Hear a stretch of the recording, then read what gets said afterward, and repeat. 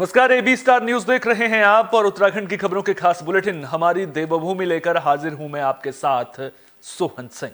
Bulletin में सबसे पहले बात यूसीसी की, यानी कि समान नागरिक संहिता की। समान नागरिक संहिता को लेकर उत्तराखंड में खूब घमासान देखने को मिल रहा है। बता दें कि जो ड्राफ्ट कमेटी बनाई गई थी उसका कार्यकाल 22 जनवरी को पूरा हो रहा है। मुख्यमंत्री पुष्कर सिंह धामी ने कहा है कि ड्राफ्ट कमेटी ने अपना काम पूरा कर लिया है। कार्यकाल खत्म होने से पहले सरकार को रिपोर्ट मिल जाएगी। नहीं, जल्दी अब ड्राफ्ट कमेटी ने अपना सब काम कर लिया है, बस हमको संकलन करके देने वाली है। नहीं, जल्दी अब ड्राफ्ट कमेटी ने अपना सब काम कर लिया है, बस हमको संकलन करके देने वाली है। नहीं, जल्दी। भगवान राम के मंदिर को लेकर पूरे देश में जश्न का माहौल देखने को मिल रहा है। इस मौके पर उत्तराखंड में भी कार्यक्रमों का आयोजन किया जाएगा। इस बीच सीएम पुष्कर सिंह धामी का बयान सामने आया है। उन्होंने कहा कि 22 जनवरी के दिन का लोग 500 साल से इंतजार कर रहे हैं।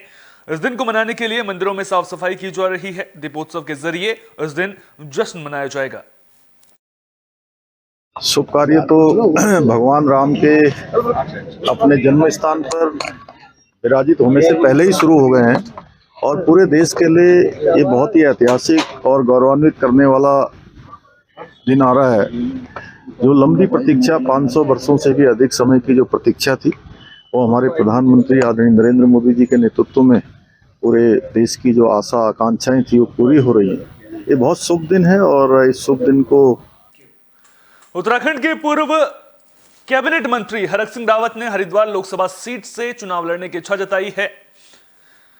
बता दें कि वे पिछले लंबे वक्त से हरिद्वार लोकसभा सीट से चुनाव लड़ने की तैयारी कर रहे हैं। वहीं हरिद्वार सीट से ही पूर्व मुख्यमंत्री हरीश रावत के बेटे की ओर से भी तैयारी की जा रही है, जिस पर उन्होंने कहा कि पार्टी किसी को भी टिकट देगी तो अन्य लोग कार्यकर्ता बनकर सहयोग करेंगे। उन्होंने ये भी कहा कि जिस सीट पर अधिक दावेदार होते हैं वहां पर पार्टी मजबूत होती है।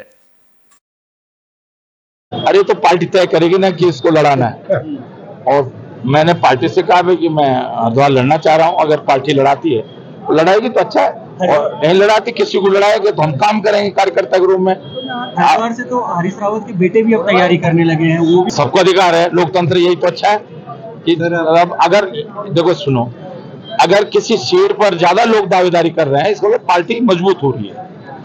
अगर कोई कैंडिडेट नहीं मिलता, ढूंढना पड़ता है कि किसको लड़ाएंगे, तो ये चिंता का विषय था। सर ये भी हो जाता है ना कि ज्यादा अगर देखो राजनीतिक प्राणी जो है ना सबसे तेज होता है।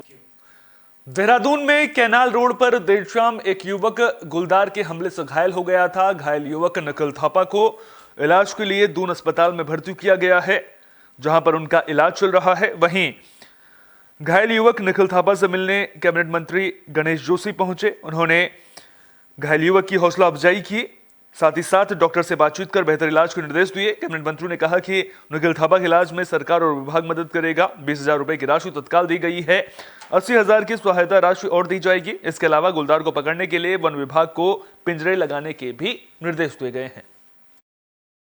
पर जो पिछले कुछ दिनों से लगातार मेरी विधानसभा क्षेत्र में हुआ है, अभी पूर्व में निकोली एक बच्चे को 3.5 साल के बच्चे को उसकी मां के छीन कर उसने मार दिया था, और उसका लगातार यहाँ दिखाई दे रहा है। और कल निखिल थापा जो बच्चा है जिस पर उसने अटैक किया, तो उसके साथ के बच्चों ने इसकी टांग पकड़ ली, इसे खींच लिया, अदरवाइज इसको भी वो खा जाता।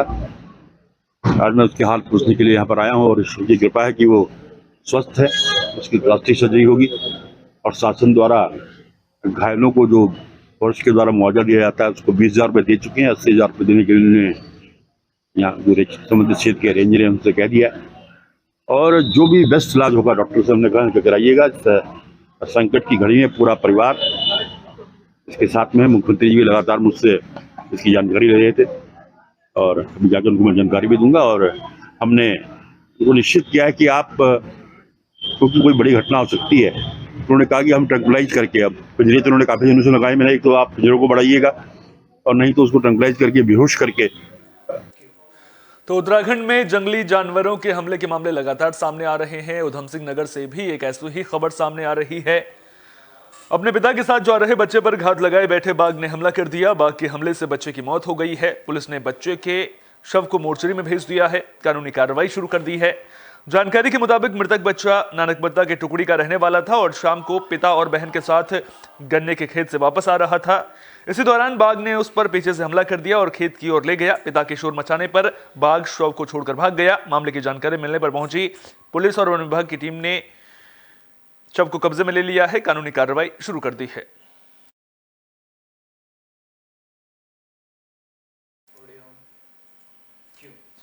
विकासनगर में जनमन कार्यक्रम का आयोजन किया गया, जिसमें केंद्रीय मंत्री भूपेंद्र यादव ने शिरकत की। उन्होंने लोगों को सरकारी योजनाओं के बारे में जानकारी दी। भूपेंद्र यादव ने कहा कि मोदी की गारंटी की गाड़ी अब घर घर पहुंचेगी। कार्यक्रम में बोक्सा समाज के बच्चों ने रंगारंग कार्यक्रमों की प्रस्तुति दी। इस दौरान बड़ी संख्या में लोग मौजूद रहे। जनमन आदिवासी जो महाअभियान है, उस कार्यक्रम में शामिल होने का अवसर मिला। मेरे साथ हमारे उत्तराखंड सरकार के हमारे वन मंत्री श्री सुबोध उनियाल जी, स्थानीय विधायक और अधिकारीगण उपस्थित रहे। सुबह मैं लाभार्थी योजना में भी गया और प्रधानमंत्री आवास योजना, आयुष्मान योजना और उसके साथ जो सिकल सेल का विषय है, महिलाओं के बचत गटों का जो महिला स्वयं सहायता समूह के विषय, उनको मैंने बहुत तसल्ली से जाना और सबसे प्रश्न भी पूछे। मुझे इस बात का बड़ा आनंद है कि उत्तराखंड सरकार मुख्यमंत्री माननीय धामी जी के नेतृत्व में इन सब योजनाओं को नीचे तक पहुंचा रही है। जितनी महिलाएं या लाभार्थी मिले। नरेंद्र नगर के चाका में सिद्धपीठ कोटेश्वर पर्यटन विकास मेले का आयोजन किया जा रहा है। आपको बता दें कि यह आयोजन 20 जनवरी तक किया जाएगा। मेले में मंत्री धन सिंह रावत और सुबोध उनियाल ने शिरकत की। दोनों नेताओं ने कोटेश्वर महादेव के चित्र का अनावरण कर मेले का शुभारंभ किया। बता दें कि इस मेले में सांस्कृतिक कार्यक्रमों और खेलकूद प्रतियोगिताओं का आयोजन किया जाएगा। इस दौरान सुबोध उनियाल की मांग पर डॉक्टर धन सिंह रावत ने पोखरी महाविद्यालय में गणित संकाय खोलने और विद्यालय भवन के निर्माण के लिए 5 करोड़ रुपए देने की घोषणा की। वहीं वन और तकनीकी शिक्षा मंत्री सुबोध उनियाल ने पट्टीक्वीली और पालकोट के विकास कार्यों के लिए विधायक निधि से 2 करोड़ रुपए देने की घोषणा की। बुलाए पे हूँ अपने बड़े भाई और अपने प्रदेश के कैबिनेट मंत्री माननीय सुबोध उनियाल जी का बहुत बहुत धन्यवाद देना चाहता हूँ कि आज मुझे इस मेले में यहाँ पे लेके आए हैं। और आज 4 चीज़ों की हम यहाँ पे घोषणा कर रहे हैं। पहला तो यह है कि जो चाका का हॉस्पिटल है उसको बनाया। दूसरा जो यहाँ का डिग्री कॉलेज है पोखरी का, उसके लिए बिल्डिंग के लिए हम 5 करोड़, यहाँ के जितने इंटर कॉलेज और हाई स्कूल की बिल्डिंगों के लिए 15 करोड़ रुपये अलग से देंगे। और जो हमारा यहाँ का डिग्री कॉलेज है उसमें कॉमर्स का विषय भी खोला जाएगा ताकि यहाँ के बच्चे कॉमर्स ही पढ़ाई कर सकें। ग्रामीण क्षेत्र में ये मेले जहाँ एक साल भर में एक बार ग्रामवासियों का मनोरंजन करते हैं, वहाँ दूसरी हो गई कोटेश्वर महादेव से नाम जुड़ाने का लोगों की श्रद्धा भी मेले में बढ़ती है। और इस मेले में पर्यटन और विकास जो 2 शब्द जुड़े हैं, उससे कहीं ना कहीं अवधारणा है कि मेले के माध्यम से स्थानीय क्षेत्र में विकास की संभावना भी हो। जैसा आज भी देखने को मिला कि प्रदेश के हमारे स्वास्थ्य मंत्री, शिक्षा मंत्री धन सिंह रावत जी आए थे, जो आज उनको मेले में मुख्य अतिथि के रूप में बनाया गया। उनके द्वारा जिस तरह चाका में जो वर्षों पूर्व अस्पताल था जो बंद हो गया था, उसको पुनः स्वीकृत करते हैं। उसके लिए 2 करोड़ रुपया, इसके अलावा 5 करोड़ रुपया CFC जिला के निर्माण के लिए, 5 करोड़ रुपया पोखरी डिग्री कॉलेज के निर्माण के लिए, और उसके साथ साथ 15 करोड़ रुपया नरेंद्रनगर। लालकुआं में 3 दिवसीय उत्तरायणी महोत्सव की धूम देखने को मिली। महोत्सव के तीसरे दिन भव्य शोभा यात्रा का आयोजन किया गया, जिसमें शामिल झांकियों पर लोगों ने पुष्प वर्षा कर उनका स्वागत किया। शोभा यात्रा में 50 फीट ऊंची क्रेन में बनाया गया राधा कृष्ण का झूला आकर्षण का विशेष केंद्र रहा। उत्तराखंड की संस्कृति का बोध कराती झांकियों में प्रदर्शन कर रहे स्थानीय एवं बाहर से आए कलाकारों के समूह ने शोभा यात्रा में अपनी रंगत बिखेरी, जिस पर लोग थिरकते हुए नजर आए। हमारा 3 दिवसीय उत्तरायणी मेला है, जिसमें हमारे युवा शक्ति ने इस बार पूरा जिम्मा लिया है मेले का।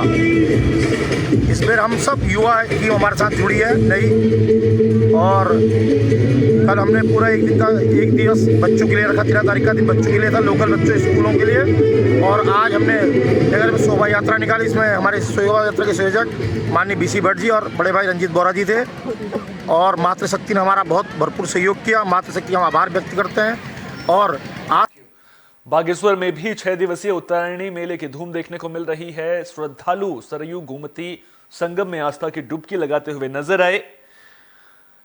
आपको बता दें कि श्रद्धालु यहां दूर दूर से पहुंचते हैं। बागेश्वर के प्रसिद्ध बाबा बागनाथ के मंदिर में भी श्रद्धालुओं ने पूजा अर्चना की। बागेश्वर को कुमाऊं की काशी कहा जाता है। दूर दूर से बाबा बागनाथ के दर्शन करने के लिए लोग पहुंचते हैं। सरयू गोमती घाट में मकर संक्रांति से 3 दिन तक लगातार आस्था की डुबकी लगाई जाती है, जिसे तिरमागी के रूप में जाना जाता है। गुरुजन और सनातन धर्म विश्व में हमारा सनातन धर्म सब आगे है और यह मेला अध्यात्म का है। यहाँ पर आते हैं जनेऊ संस्कार वर्तमान इस प्रकार का कार्य यहाँ होता है। हमारी रीति रिवाज के साथ गंगा के किनारे स्नान करना, डुबकी लगाना, ये हमारा सनातन है कि हम मन को शुद्धि करें भजन से, बदन मन तन शुद्धि करें स्नान से। यह हमारा धर्म है और हम सनातन धर्म को सदा आगे भी ले जाएंगे।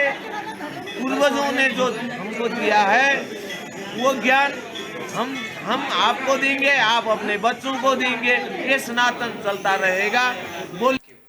मसूरी में ओला और उबर का विरोध शुरू हो गया है। टैक्सी कार ओनर एसोसिएशन ओला उबर का विरोध कर रहा है।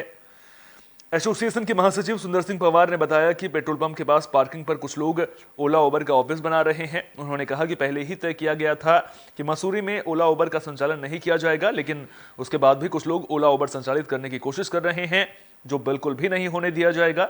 उन्होंने कहा कि आरटीओ भी ओला उबर को संचालित करने को लेकर काम कर रहा है, जिसका आरटीओ की बैठक में भी विरोध किया गया था। इसके अलावा एसोसिएशन के लोगों ने मंत्री गणेश जोशी और सतपाल महाराज से मुलाकात कर विरोध जताया था। आरटीओ के संरक्षण में ये लोग कर रहे हैं और देहरादून में जो आरटीओ सुनील शर्मा है, ये कुछ ओला उबर की गाड़ियों को इनको संरक्षण दे रहे हैं, डग्गामारी वालों को। इसलिए परसों एक मीटिंग रखी गई थी, उस मीटिंग का मैं विरोध कर रहा हूँ। कल भी मैं देहरादून गया था, मैं माननीय मंत्री जी पे गया, मैं अपने जो बीजेपी के अध्यक्ष हैं महेंद्र भट्ट जी, उनके पास गया। मेरी सोमवार को मीटिंग है इस विषय में और मैं कमिश्नर साहब से भी इस बार वार्ता रखूँगा कि ये ओला उबर को जब उत्तराखंड में कहीं परमिशन नहीं है तो ये इन गाड़ियों को क्यों चलाया जा रहा है और क्यों आरटीओ इन लोगों को, बाहरी लोगों को यहाँ पे संरक्षण दे रहा है। ओला उबर की कोई परमिशन नहीं है। ये कोई हरियाणा की गाड़ी है, कोई यूपी की गाड़ी है, कोई चंडीगढ़ की, कोई दिल्ली की, राजस्थान की ओला उबर की अभी भी यहाँ। इस बुलेटिन में मेरे साथ इतना ही। अपना बहुत बहुत ख्याल रखिए। देश और दुनिया की तमाम अहम खबरों के लिए देखते रहिए AB स्टार न्यूज।